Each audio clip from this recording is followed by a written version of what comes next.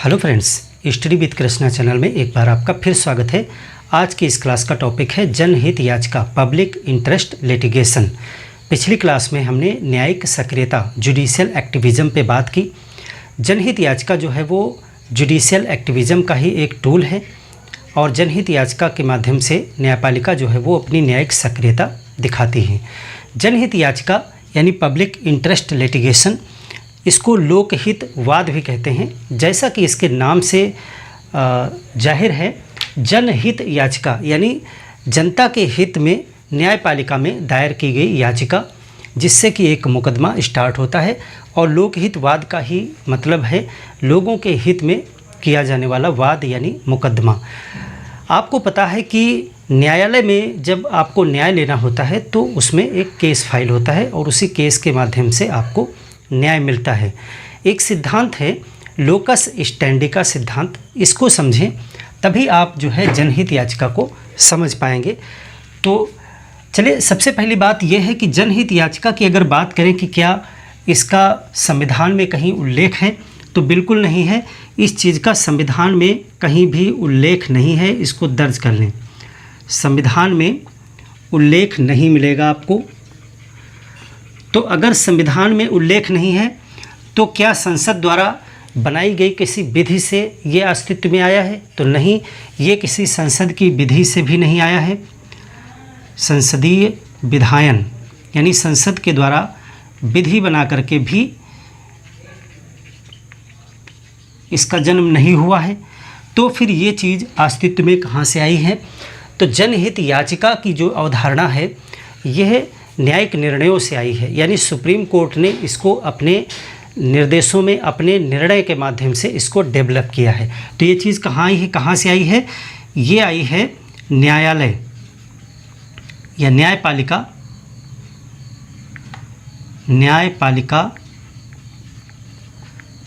के निर्णयों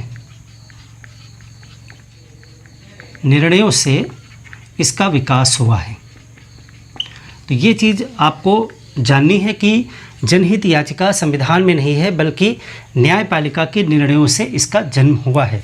देखिए, भारत में जो भी शासन प्रशासन चल रहा है, जो भी यहाँ पे नियम, कायदे, कानून या विधि चल रही है, उसका जन्म 3 जगह से हो सकता है। आपको पता है, मूल रूप से जो बड़े कारक हैं उसमें सबसे पहले तो संविधान है। बहुत सी बातें संविधान में लिखी गई हैं। उसी संविधान को आधार बना करके बहुत सी चीज़ें संसद जो है विधि बना करके लागू करता है। और इसके अतिरिक्त समय समय पर न्यायपालिका भी अपने निर्णयों के माध्यम से बहुत सारी चीज़ें डिफाइन करती है और ये सभी चीज़ें जो है देश में लागू होती हैं। तो ये जो जनहित याचिका है वो निर्णयों से निकली है। तो जनहित याचिका को समझने से पहले आपको एक बिल्कुल सिंपल सा प्रोसेस समझना है। जनहित याचिका बहुत ईजी है, बहुत सरल है, अभी आपको सब कुछ क्लियर हो जाएगा। सबसे पहले आप ये देखें कि न्यायपालिका किस प्रकार से न्याय करती है, किस प्रकार से मुकदमा को स्वीकार करती है। उसके लिए कानून की भाषा में एक शब्द है जिसको कहते हैं लोकस स्टैंडी। इसको आप समझ लेंगे तो आप जनहित याचिका को बहुत ही आसानी से समझ लेंगे। लोकस स्टैंडी का जो सिद्धांत है, डॉक्ट्राइन ऑफ लोकस स्टैंडी, ये क्या कहता है, इसका मतलब क्या है? देखिए, सबसे पहले लोकस स्टैंडी का मतलब होता है राइट टू स्टैंड, या आप कह सकते हो पक्षकार होने का अधिकार। कानून की भाषा में पक्षकार होने का अधिकार, इसका मतलब है। कहाँ पे पक्षकार होने का अधिकार? किसी मुकदमे में, किसी केस में पक्षकार यानी एक पक्ष होता है ना, जैसे कि दो लोगों के बीच में मुकदमा होता है तो वो दोनों लोग पक्षकार कहे जाते हैं। तो पक्षकार होने का अधिकार लोकस स्टैंडी, ये किसे है? लोकस स्टैंडी का सिद्धांत कहता है कि वही व्यक्ति पक्षकार हो सकता है जिसके अधिकार प्रभावित हुए हैं, यानी जो पीड़ित है प्रत्यक्ष या अप्रत्यक्ष रूप से। तो इसका मतलब ये है जो पीड़ित है, देखिए बहुत सरल है ये, जो पीड़ित है वही याचिका दायर कर सकता है।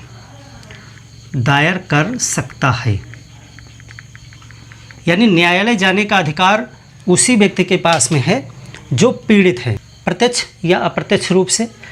या आप कह सकते हो कि इसका मतलब दूसरा और निकल के आता है। इसका मतलब ये है कि न्यायालय में मुकदमा पीड़ित कर सकता है, पीड़ित या उसके सगे संबंधी जिनके अधिकार प्रभावित हुए हैं, जिनके अधिकार प्रभावित हुए हैं कर सकते हैं।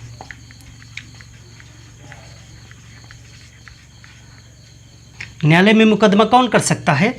न्यायालय में मुकदमा पीड़ित व्यक्ति कर सकता है या उसके वो सगे संबंधी कर सकते हैं जिनके अधिकार प्रभावित हुए हैं, या फिर आप राज्य तो कर ही सकता है। राज्य आपराधिक मामलों में जैसे किसी का कोई मर्डर कर देता है या कुछ है, तो वैसे में पक्षकार राज्य भी हो सकता है, तो राज्य कर सकता है। यानी कि कुल मिलाकर के लोकस स्टैंडी ये कहता है कि न्यायालय में न्याय मांगने के लिए याचिका या मुकदमा दायर करने का अधिकार किसे है? सिर्फ उसे है जो कि पीड़ित है या फिर उसके सगे संबंधी हैं, तो वो भी पीड़ित की श्रेणी में आएंगे क्योंकि उनके भी अधिकार प्रभावित हुए हैं। तो इस तरह से जो पीड़ित है वही पक्षकार होने का अधिकार किसके पास में है? पीड़ित के पास में। तो यही लोकस स्टैंडी का सिद्धांत है और 1979 तक यही चीज़ पूरी तरीके से फॉलो होती थी। यानी कि PIL 1979 तक जो है PIL का अस्तित्व नहीं था भारत में, इसका अस्तित्व नहीं था। ये चीज़ आप नोट कर लें। 1979 तक PIL जैसी कोई चीज़ नहीं थी। लोकस स्टैंडी ये चीज़ कहता है और ये आज भी लागू है, ये चीज़ आज भी लागू है। अगर कहीं पे कोई मामला हो जाता है, अगर आपकी ज़मीन को कोई हड़प लेता है या आपके किसी अधिकारों का उल्लंघन करता है, तो आप न्यायालय जा सकते हैं, आपके घर के सगे संबंधी लोग जा सकते हैं, लेकिन कोई तीसरा व्यक्ति जो उस मामले से जिसका कोई भी लेना देना नहीं है, वह न्यायालय नहीं जा सकता है कि वो जा कर के आपकी जगह पर आपके लिए केस लड़ने लगे। तो यही लोकस स्टैंडी कहता है कि न्यायालय जाने का अधिकार किसे है? पीड़ित को है, उसके सगे संबंधियों जिनका अधिकार प्रभावित हो रहा है, जिनके जो पीड़ित हैं। और आपराधिक मामलों में तो राज्य पक्षकार होता ही है। तो ये है लोकस स्टैंडी। लेकिन इसको हमने एक वर्ष लिखा 1979 तक, 1979 तक PIL का अस्तित्व नहीं था, इसलिए ये चीज़ बिल्कुल ऐसे ही फॉलो होती थी। लेकिन 1979 में एक मामला आया जो कि बिल्कुल एक नया मामला था। उसको आप देखें क्या था। 1979 में बिहार में एक केस बिल्कुल अलग तरीके का आया और वहीं से PIL का उदय हुआ। अभी आपको हम समझाएंगे कि PIL क्या है। अगर आप इस बात को समझ गए हैं तो उसे भी समझ जाएंगे। पहले इस केस को देखें। 1979 में क्या हुआ? 1979 में ये बिहार का मामला है। बिहार राज्य में एक केस आया जिसको नाम दिया जाता है हुसैन आरा खातून। हुसैन आरा खातून ये एक प्रिजनर थी। हुसैन आरा खातून वर्सेस बिहार राज्य 1979। ये केस क्या है समझे ज़रा इसको। यहीं से जनहित याचिका का उदय होगा, इसीलिए हमने आपको ये चीज़ वर्ष बताया। हुसैन आरा खातून जो है एक जेल में बंद कैदी थी और इन्हीं से रिलेटेड ये केस है, इसीलिए इसको हुसैन आरा खातून वर्सेस बिहार राज्य कहा गया है। मामला क्या था? देखिए, मामला ये था कि जेलों में 40,000 लगभग जो है कैदी बंद थे जिनके केस विचाराधीन मामले में। देखिए क्या मामला था ये कि जब भी कोई व्यक्ति अपराध करता है उसे जेल में बंद किया जाता है, उसके ऊपर केस फाइल होता है, मुकदमा चलता है, कुछ समय लगता है न्याय मिलने में, फिर उसे सज़ा होती है। लेकिन अगर कोई एक व्यक्ति है, मान लेता हूँ मैं ही हूँ, और मैंने कोई एक अपराध किया, XYZ कोई भी अपराध किया है मैंने, और उसके लिए हमारे यहाँ जो कानून है उसके हिसाब से मान लेते हैं कि मुझे 1 वर्ष की सज़ा हो सकती है मैक्सिमम। जो अपराध मैंने किया उसके लिए 1 वर्ष की मैक्सिमम सज़ा हो सकती है। लेकिन परिस्थितिवश मुझे जेल में बंद किया गया, मुकदमा चल रहा है, और संसाधनों के अभाव में या कुछ किन्हीं कारणों से मैं अपनी ज़मानत भी नहीं करा पाया, मैं बेल भी नहीं करा पाया, और 1.5 साल गुजर गया, अभी तक न्याय नहीं मिला। केस होते होते जो है 1.5 साल गुजर गया, और जो भी मैंने अपराध किया था उसके लिए मैक्सिमम सज़ा अगर मुझे हो जाती तो 1 ही वर्ष होती, लेकिन मैं जेल में बंद हूँ और 1.5 साल ऐसे ही गुजर गया है। तो अब इस मुकदमे का क्या मायने है? आप इस पे अगर गौर करें कि अगर मुझे अपराधी मान भी लिया जाए और तो मुझे मैक्सिमम 1 वर्ष की सज़ा दी जाएगी, और 1.5 वर्ष से पहले से ही मैं जेल में बंद हूँ, तो मुझे तुरंत छोड़ना ही होगा क्योंकि सज़ा पूरी मैंने काट ही ली है। और यदि मुझे जो है अपराधी नहीं माना जाता है, निर्दोष करार दिया जाता है, तो भी मुझे तुरंत छोड़ा जाएगा और बिना वजह 1.5 साल तक मेरा समय जेल में कटा। तो इस तरह से बहुत से कैदी जेलों में बंद थे, 40,000 के लगभग संख्या थी जिनके मामले विचाराधीन थे, और वो उतने ज़्यादा समय से जेलों में बंद थे जितना कि उनके ऊपर अगर सज़ा दे दी जाती तो उतनी सज़ा उन्हें नहीं मिलती। तो ऐसे में ये पीड़ित व्यक्ति थे जेलों में, ये जो कैदी बंद थे वो पीड़ित व्यक्ति थे, और इसी में एक पीड़ित थी हुसैन आरा खातून। ये हाईलाइटेड इन्हीं के नाम से केस हुआ, इसीलिए इनका नाम आ गया, बाकी 40,000 लोग थे। तो एक अधिवक्ता का नाम आपको यहाँ पर, अब देखिए इस पीड़ित में से कोई व्यक्ति या इनका कोई सगा संबंधी केस फाइल नहीं किया। हालांकि अभी हमने आपको जो लोकस स्टेंडी का सिद्धांत बताया उसमें या तो ये पीड़ित व्यक्ति स्वयं इसके लिए अप्लाई कर सकते थे, याचिका कर सकते थे, या इनके घर के लोग इस तरह का कोई केस कर सकते थे। लेकिन एक अधिवक्ता जिनका नाम कपिला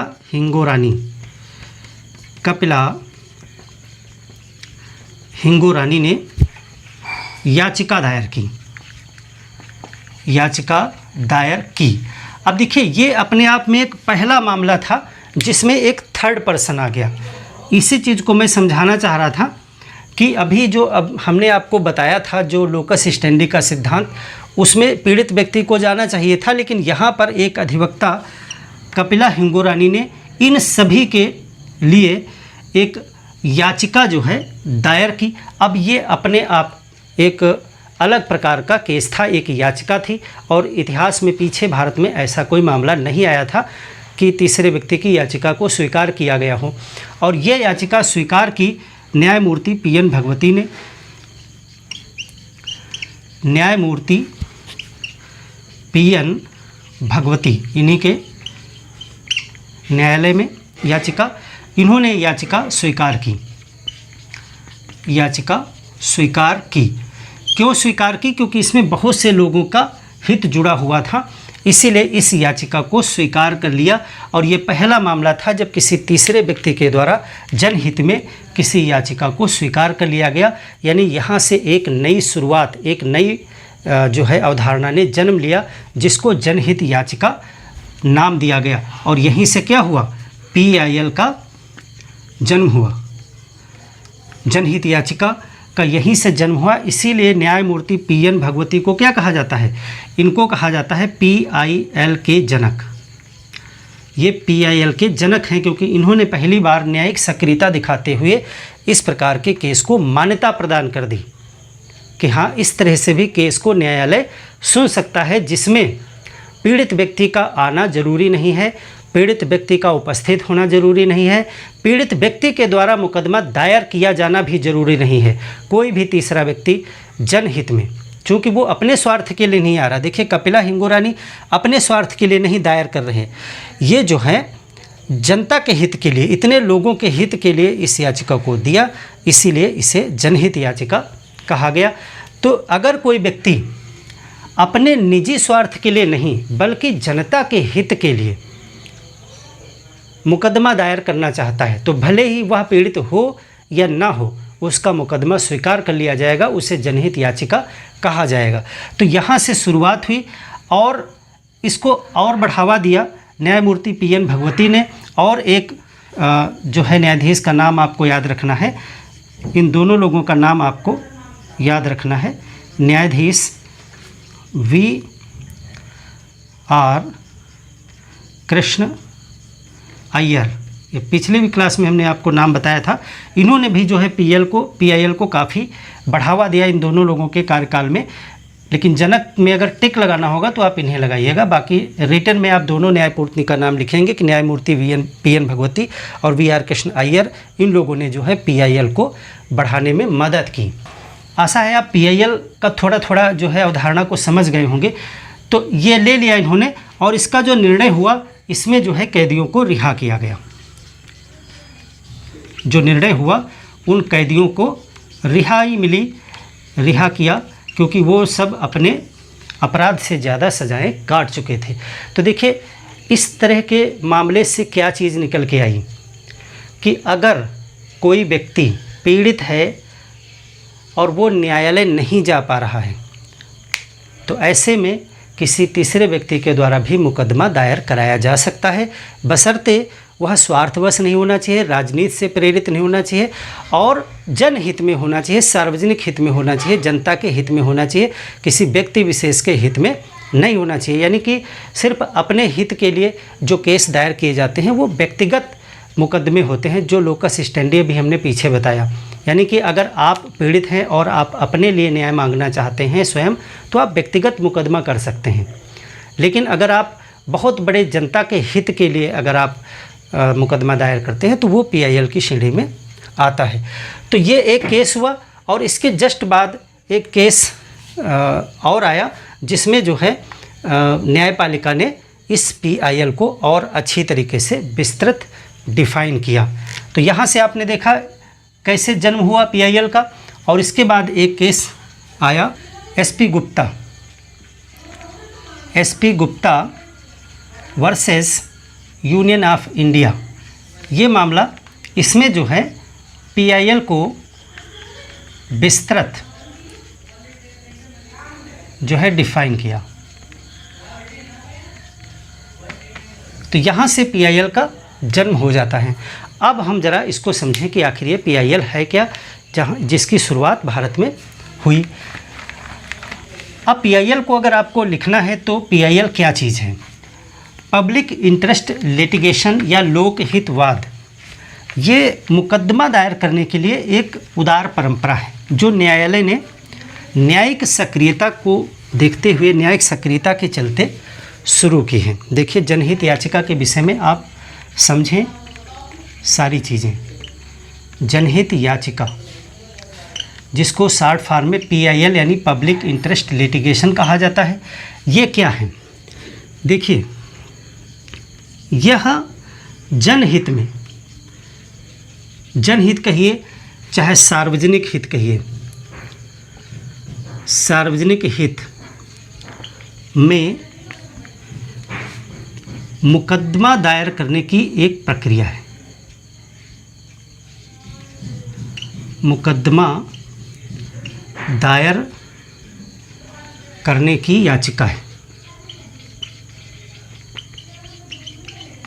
देखिए दो बातें यहाँ पर खास है कि जनहित याचिका एक याचिका है और ये किस लिए याचिका है? जनहित में कोई मुकदमा चालू करने के लिए एक याचिका है। अब इसकी विशेषता क्या है? विशेषता ये है कि यह जनहित में या सार्वजनिक हित में मुकदमा दायर करने की ये याचिका है जिसमें पीड़ित व्यक्ति द्वारा दायर किया जाना आवश्यक नहीं है। दायर किया जाना या उपस्थित होना आवश्यक नहीं है। यह सबसे इम्पॉर्टेंट बात है, आवश्यक नहीं है। यानी कि जैसे भी हुसैनारा खातून केस में हमने आपको बताया कि वो कैदी जेल में बंद थे, उन्होंने मुकदमा दायर नहीं किया और ना ही वो केस में आए केस लड़ने के लिए। जब भी कोई केस होता है तो व्यक्ति पीड़ित होता है, वो मुकदमा दायर करता है और वो उसमें उपस्थित होता है। लेकिन इस मामले में, पीआईएल के मामले में, ना तो पीड़ित व्यक्ति का उपस्थित होना ज़रूरी है और ना ही उसके द्वारा ही दायर किया जाना ज़रूरी है। तो इसे कौन दायर कर सकता है? इसे जो है जनहित से प्रेरित व्यक्ति या संस्था दायर कर सकती हैं।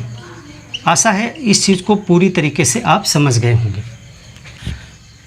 अब यदि आपसे कभी कोई पूछे कि जनहित याचिका क्या होती है, आप अक्सर सुनते रहते हैं कि इसमें पीआईएल डाल दीजिए या फला व्यक्ति ने इसमें पीआईएल दायर कर दी, गंगा नदी प्रदूषित हो रही है, पीआईएल डाल दिया, या कहीं पे कोई बहुत बड़ा जो है इस तरह का कोई मामला है जनता के हित का, उसमें पीआईएल दायर कर दी। तो पीआईएल क्या है? पीआईएल और कुछ नहीं है। पीआईएल एक याचिका है जो मुकदमा शुरू करने के लिए न्यायालय में दी जाती है और इसका उद्देश्य ये होता है कि ये कोई ऐसा मामला है जो बहुत ज़्यादा लोगों से संबंधित है, उनके हित जुड़े हुए हैं। इसमें ख़ास बात यह है कि इसमें जो व्यक्ति पीड़ित हैं, जिनके अधिकारों का हनन हुआ है, उसका आना ज़रूरी नहीं है और ना तो उसके द्वारा दायर किया जाना ही ज़रूरी है। हालांकि वह भी शामिल हो सकता है उसमें, लेकिन कोई आवश्यक नहीं है। इसको तीसरा व्यक्ति भी दायर कर सकता है जिसका उस मामले से कोई भी लेना देना नहीं है। जैसे कि मैं उत्तर प्रदेश का रहने वाला हूं और उत्तर प्रदेश में मैं सामाजिक गतिविधियों में भाग लेता हूं, मैं जागरूकता रखता हूं और मुझे केरल तमिलनाडु के क्षेत्र का कोई एक बहुत बड़ा मामला मुझे अगर समझ में आता है तो मैं भी यहाँ से ही मैं उसके लिए भी याचिका डाल सकता हूँ। यानी कि इसमें मेरा उस घटना से, उस स्थान से संबंधित होना ज़रूरी नहीं है, कोई भी व्यक्ति डाल सकता है। तो जनहित में है लेकिन सही होना चाहिए, साक्ष्य होने चाहिए। ऐसा नहीं है कि बस घर में सुबह उठे और 2-4 याचिकाएं फेंकने लगे आप न्यायपालिका में जाके, तो आपको दंडित भी किया जा सकता है। तो ये एक जो प्रक्रिया है, इसका उद्देश्य क्या आपको नज़र में आता है? ऐसा क्यों किया न्यायपालिका ने? वह पीड़ित व्यक्ति का इंतज़ार क्यों नहीं कर रही है? वह तीसरे व्यक्ति से मुकदमा क्यों स्वीकार कर रही है? तो पिछले क्लास में बखूबी इसको मैंने समझाया था कि न्यायपालिका सक्रियता दिखाते हुए उन लोगों तक भी न्याय पहुंचाना चाहती है जो संसाधनों के अभाव में न्यायालय तक आने में किसी भी प्रकार से असक्षम है। न्याय उनको भी मिलना चाहिए। आर्टिकल 39A जो कि बाद में जोड़ा गया संशोधन के द्वारा, उसमें कहा गया है कि समान न्याय और निःशुल्क विधिक सहायता की व्यवस्था की जाए। तो उसके अनुरूप ही है ये कि सबको न्याय मिलना चाहिए। पीड़ित व्यक्ति नहीं आ पा रहा है तो इसका मतलब ये नहीं कि वो न्याय का हकदार नहीं है, उसको भी न्याय मिलना चाहिए। तो अगर वो हमारे पास नहीं आ सकता है तो तीसरे व्यक्ति से भी हम मुकदमा ले लेंगे और उसको न्याय देंगे। और यदि तीसरा व्यक्ति नहीं भी आता है, न्यायपालिका स्वयं इसका संज्ञान ले सकती है। तो देखिए, इसे दायर करने वाले व्यक्ति में इसे जनहित से प्रेरित व्यक्ति या संस्था दायर कर सकता है।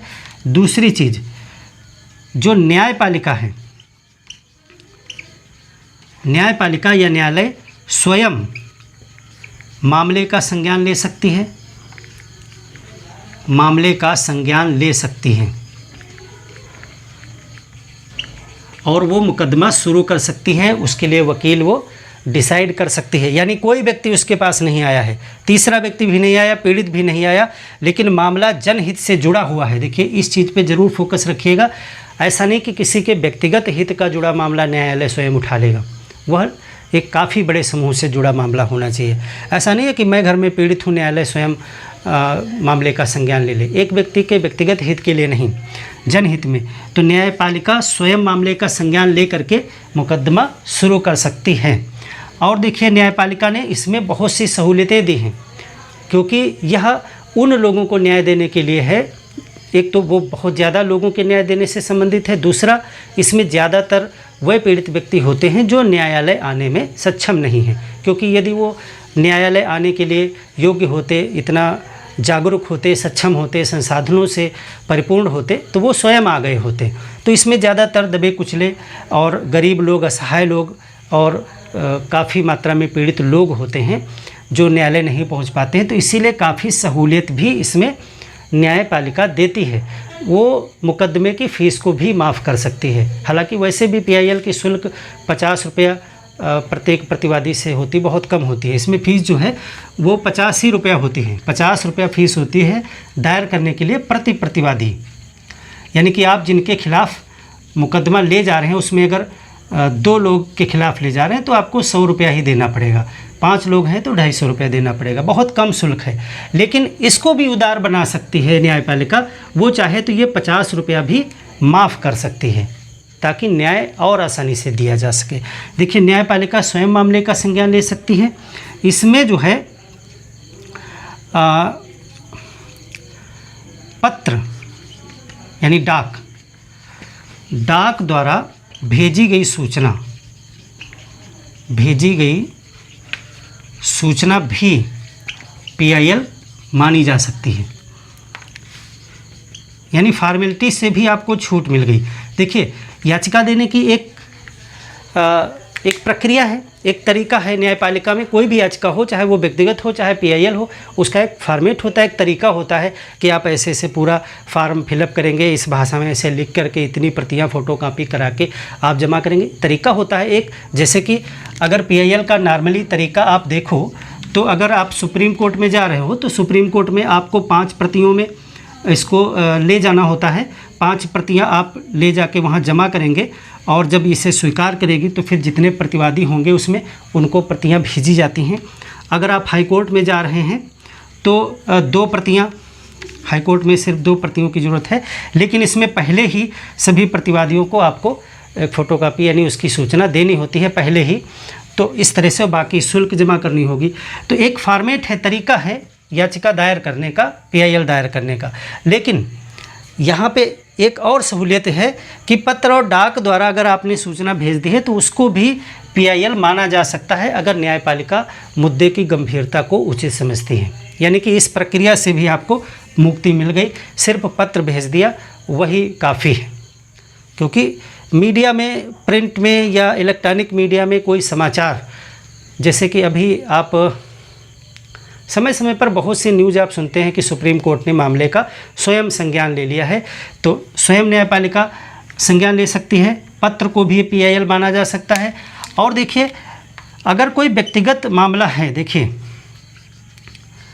यदि कोई व्यक्तिगत मामला है, कोई केस चल रहा था, व्यक्तिगत मामला है और उसमें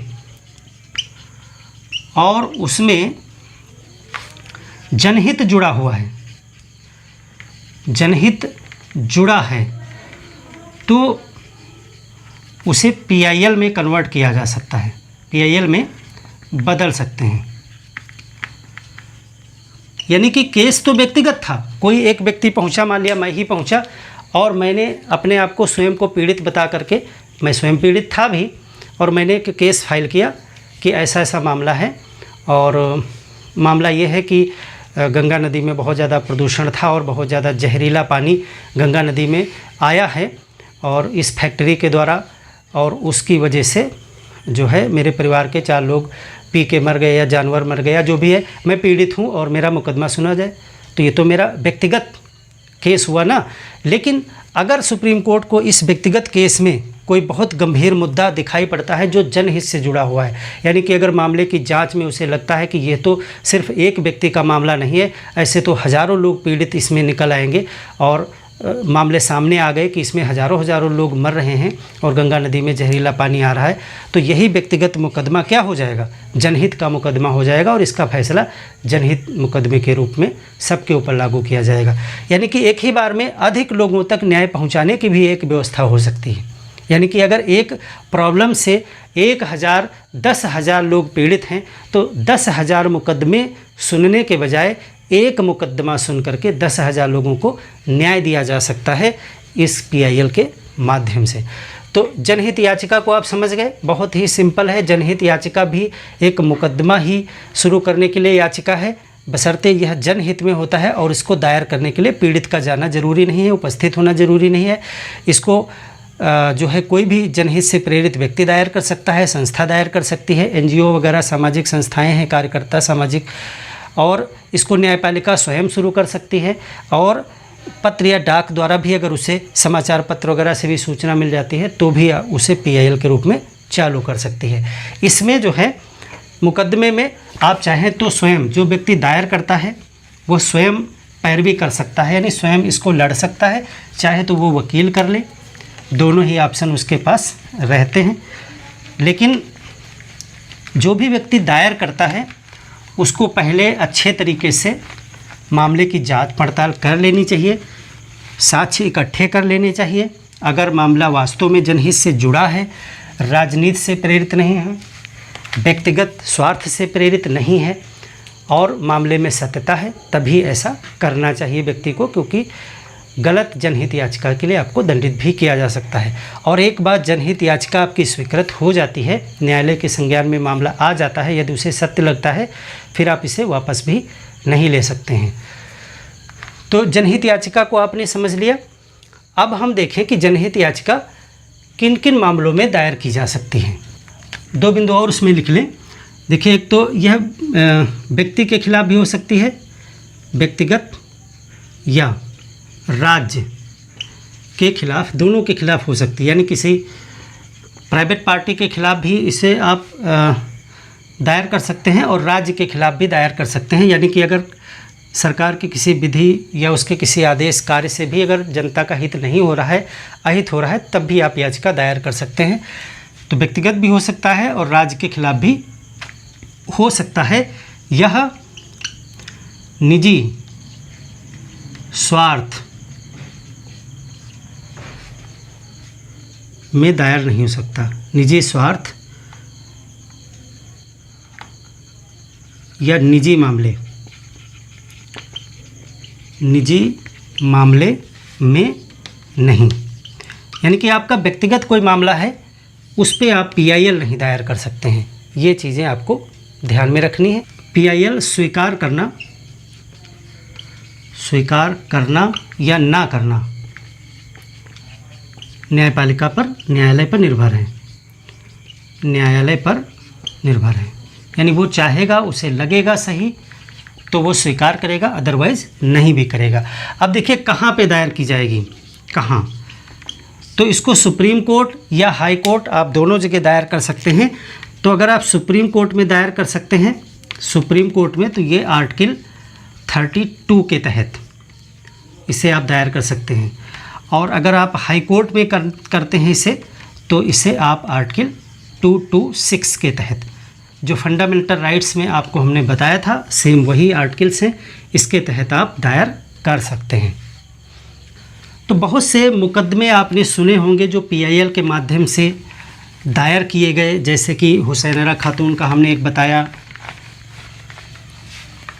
मुकदमा, MC मेहता बनाम जो है भारत संघ गंगा प्रदूषण पे, ताजमहल के संरक्षण पे, ये सब मुकदमे आपने काफ़ी चर्चा में सुने होंगे। इस तरह बहुत से आपको किताबों में मिलते रहेंगे, मुकदमे रटने की ज़रूरत नहीं है। लेकिन PIL के माध्यम से इस तरह के केस आपको सुनने को मिलेंगे, जो पर्यावरण से रिलेटेड हो सकते हैं, बाल श्रमिकों के मामले हो सकते हैं, महिला उत्पीड़न से रिलेटेड मामले हो सकते हैं। एक और चर्चित केस है, वो भी मैं आपको बता दूं, विशाखा गाइडलाइन, वो भी आप देख लीजिए, कभी पूछा जा सकता है। ये विशाखा वर्सेस राजस्थान राज्य। हालांकि PIL के बहुत से मामले हैं, लेकिन ये मैं आपको और बता दूं, उदाहरण के लिए कहीं आपको देना पड़े उदाहरण तो दे सकते हैं। ये भी PIL के माध्यम से था। इसमें जो है ये मामला जुड़ा था भंवरी देवी से। एक सामाजिक एक्टिविस्ट थी, एक कार्यकर्ती थी भंवरी देवी, और इन्होंने जो है बाल विवाह के खिलाफ अपना एक्शन चला रही थी। ये बाल विवाह के खिलाफ, राजस्थान की महिला थी ये। तो बाल विवाह के खिलाफ उनका अपना एक आंदोलन था। ये साथीन थी, सामाजिक कार्यकर्ती थी ये, और इसमें कोई पार्टी थी जो नाराज़ हो गई इनके इस आंदोलन से। बाल विवाह किसी ने कराया होगा और जो है इन्होंने विरोध किया होगा, मामला बिगड़ गया। तो उस पार्टी ने जो है भंवरी देवी का रेप किया और मारपीट की इनके परिवार के साथ में, फिर इन्होंने केस वगैरह लड़ा, लेकिन इनको सफलता नहीं मिली। फिर एक पत्रकार विशाखा, इन्होंने जो है इसको याचिका के रूप में सुप्रीम कोर्ट में डाल दिया। तो इसमें जो है इनको न्याय दिलाने के लिए ये केस हुआ विशाखा वर्सेस राजस्थान राज्य, PIL के माध्यम से भांवरी देवी के इस मामले को लेकर के। तो इसमें जो है ये जो मामला बना ये था कार्यस्थल पर। देखिए, कार्यस्थल पर महिला उत्पीड़न का मामला था, महिलाओं का उत्पीड़न कार्यस्थल पर किया जाना। तो इससे संबंधित ये मामला था, चूँकि ये अपने कार्य पर थी और वहीं पर ये उत्पीड़न हुआ, तो इसी से रिलेटेड मामला था। और जिस समय का ये मामला था 1997 का ये मामला था, तो उस समय जो है कोई ऐसा एक्ट या कानून नहीं था जो कार्यस्थल पर महिलाओं के उत्पीड़न से रिलेटेड हो। तो जब न्यायालय में मामला पहुंचा तो इस तरह का कोई उनको विधि पहले से उपस्थित नहीं थी। तो एक प्रकार से कह सकते हो ये एक गैप था, निर्वात था, विधायी निर्वात था। इसमें ये एक विधायी निर्वात का मामला था, विधायी निर्वात, यानी कि इस तरह का कोई एक्ट या इस कार्यस्थल पर महिलाओं के उत्पीड़न से रिलेटेड क्या किया जाना चाहिए, ऐसा कुछ पहले से था ही नहीं, कोई अधिनियम ही नहीं था। तो यहाँ पर सुप्रीम कोर्ट के पास में एक समस्या आ गई कि इनको न्याय कैसे दिया जाए और न्याय देना ज़रूरी है। तो यहाँ पे इन्होंने गाइडलाइन जारी की, जिनको कहा गया विशाखा गाइडलाइन, विशाखा गाइडलाइन या दिशा निर्देश गाइडलाइन। और इस विशाखा गाइडलाइन में कार्यस्थल पर महिला उत्पीड़न से संबंधित जो है दिशा निर्देश जारी किए गए कि क्या है कार्यस्थल पे महिलाओं का उत्पीड़न, अश्लील हरकतें करना, टच करना, अश्लील शब्द बोलना, घूरना, ये सब काफ़ी डिफ़ाइन किया सुप्रीम कोर्ट ने कि ये चीज़ें जो हैं वो कार्यस्थल पर उत्पीड़न माना जाएगा। और इसके लिए क्या होना चाहिए, जो भी कार्यस्थल हैं चाहे सरकारी हों प्राइवेट हों, वहाँ पे शिकायत विभाग होना चाहिए, क्या व्यवस्थाएं होनी चाहिए, यानी हर चीज़ समितियां बनाई जानी चाहिए इनकी शिकायत को सुनने के लिए। तो ये सारे निर्देश जैसे कि एक अधिनियम होता है उस तरह से जारी किए थे, जिसको विशाखा गाइडलाइन कहा जाता है। और बाद में जो है 2010 के बाद में 2010 में विधेयक लाया गया, जो आगे एक्ट बना, महिलाओं का कार्यस्थल पर जो उत्पीड़न होता था उसके खिलाफ जो है एक एक्ट बाद में बना 2010 के बाद में। तो विशाखा गाइडलाइन बहुत फेमस है। तो ये भी जो है एक PIL है, क्योंकि ये विशाखा पीड़ित नहीं थी, ये जो है अन्य के खिलाफ जो है लेके आई थी। तो इस तरह से जनहित याचिका को आपने समझा।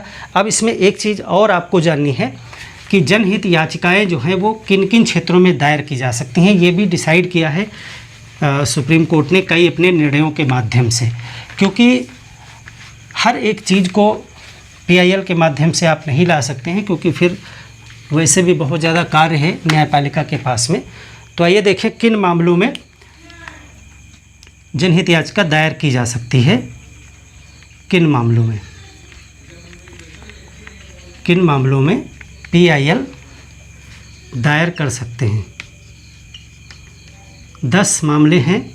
हालांकि ये लिमिट नहीं है, सुप्रीम कोर्ट अन्य मामलों को भी इसमें ले सकता है, वो उसकी मर्जी पर है, लेकिन अभी तक 10 डिफाइन है, वो देखें। और किन मामलों में नहीं, किन मामलों में नहीं PIL नहीं स्वीकार की जाएगी, वो भी डिफाइन है। हालांकि इनमें संख्या घटा बढ़ा सकता है न्यायपालिका कभी भी सुप्रीम कोर्ट। देखिए किन मामलों में PIL को दायर किया जा सकता है, ये कुछ डिफाइंड मामले हैं। हालांकि सुप्रीम कोर्ट इसमें घटा बढ़ा सकता है, और भी मामलों में अगर उसे उचित लगता है तो वो PIL को स्वीकार कर सकता है। फिलहाल जो हैं वो देखिए बंधुआ मजदूरी से रिलेटेड मामले हैं, उपेक्षित बच्चे हैं उनसे संबंधित कोई मामले हैं, श्रमिकों की न्यूनतम मजदूरी से रिलेटेड या उनके शोषण से रिलेटेड यानी श्रमिकों से रिलेटेड मुद्दे जो हैं उस पर PIL डाली जा सकती है।